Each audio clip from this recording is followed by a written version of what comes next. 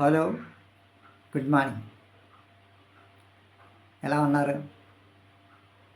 ఈరోజు టాపిక్తో మేము ముందుకు వచ్చాము.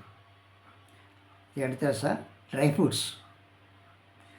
పోషకాహారాలను ఇచ్చేటువంటి పోషకాహార విలువలు కలిగినటువంటి డ్రై ఫ్రూట్స్ నట్సును.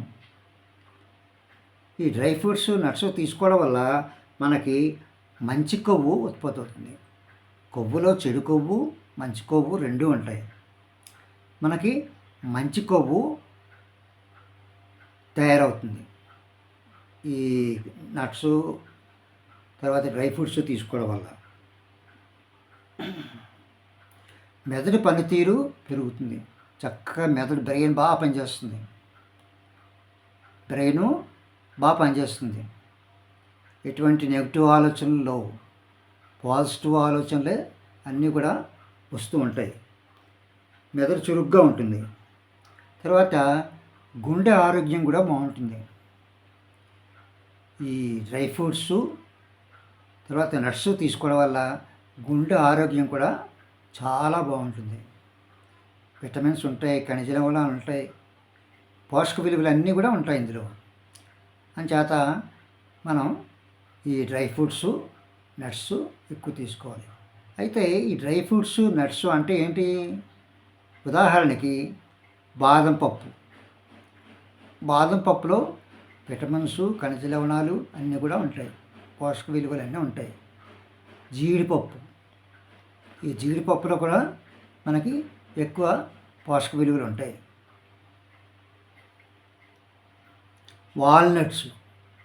వాల్నట్స్ అంటే గుండ్రంగా ఉండి మధ్యలో తీస్తే ఒక విధంగా వస్తుంది. అది చాలా విటమిన్స్ ఉంటాయి అందులో. ఈ జీడిపప్పు వాటికంటే కూడా ఎక్కువ విటమిన్స్ వాల్నట్స్లో ఉంటాయి. అంచేత పిల్లలకి ఎక్కువగా వాల్నట్స్ తినిపిస్తుంటారు. బాదం పప్పు, పిస్తా పప్పు, జీడిపప్పు ఇవన్నీ కూడా మనం చిన్నపిల్లలకి ముందు నుంచే అలవాటు చేయాలి.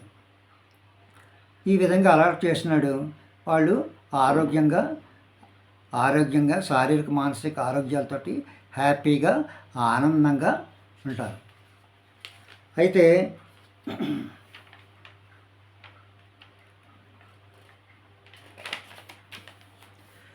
వీటి వల్ల ఏమిటి ఇంకా మనం ఉపయోగాలు తెలుసుకోవాలంటే ప్రోటీన్స్ సమృద్ధిగా అంతాయి. కండరాలకి బలం కలుగుతుంది. శరీర కణాల నిర్మాణానికి ఉపయోగపడుతుంది. మన శరీరం అంతా కూడా కణాలతో నిండి ఉంటుంది.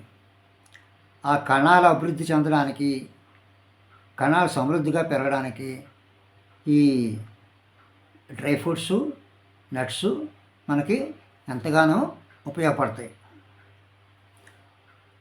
ఉదాహరణకి కందిపప్పులో ఎన్నో విటమిన్స్ ఉన్నాయి.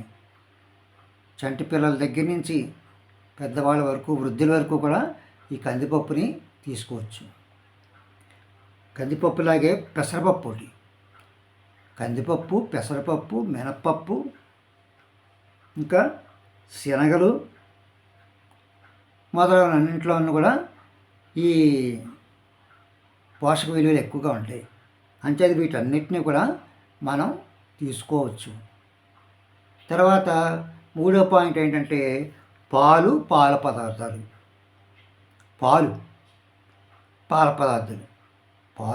పాలతో తయారు చేసేటువంటి పాల పదార్థాలు.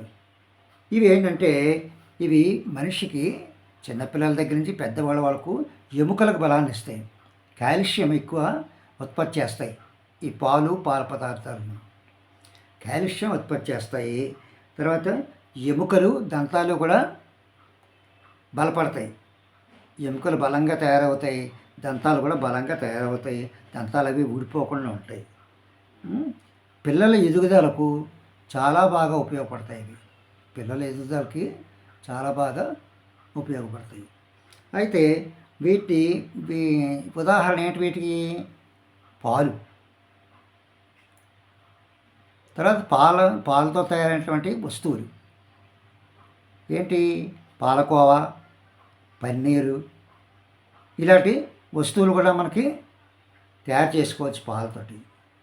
చిన్నపిల్లల దగ్గర నుంచి వృద్ధుల వరకు కూడా ఈ పాలతో తయారైన వస్తువుల వల్ల పోషకాహారం బాగా లభిస్తుంది, పోషక విలువలు లభిస్తాయి. ఈరోజు వీటితోటి నేను డ్రై ఫ్రూట్స్ ఈరోజు చెప్పిన విషయాలు డ్రై ఫ్రూట్స్ చెప్పాను, నట్స్ చెప్పాను, అలాగే పాల పదార్థాలు చెప్పాను. రేపు మరో టాపిక్తో మీ ముందుకు వస్తాను. జై హింద్.